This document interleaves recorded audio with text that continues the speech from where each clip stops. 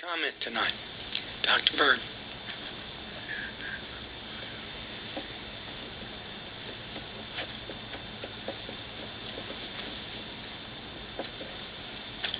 Dr. Milton Byrd. I went to the City of Asheville meetings hoping to reestablish and mediate the opportunity for public access television to get reestablished.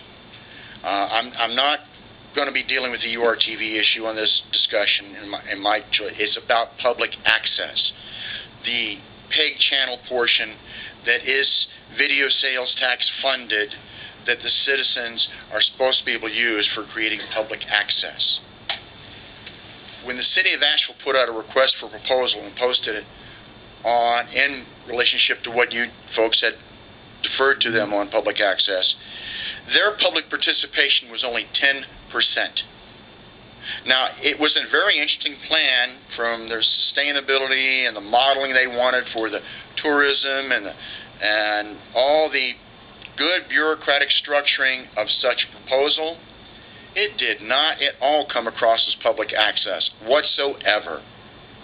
Told them so. Even the mayor was confused because she thought it was about public access in her own discussion during the meeting, and it was not. This multimedia approach does not even fall under the public access description.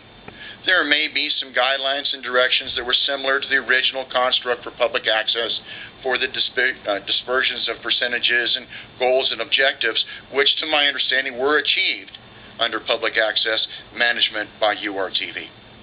The point I want to come back to is that now public access television, which was constructed by the federal government through the Supreme Court all the way down to the state governments to create that as a resource for the citizens, is now dead in Buncombe County in regards to public access television, as what all of that had gone through from the construction for the citizens through the 80s, the 90s to present day.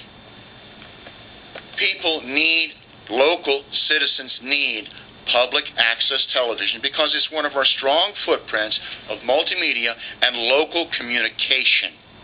It may not always be the content that's pretty and perfect and so well structured and organized because it is being done by the public, and the public is always in a learning curve, is always in an entrepreneurial development process. And yes, there were people losing jobs and TV shows there. I was one of them.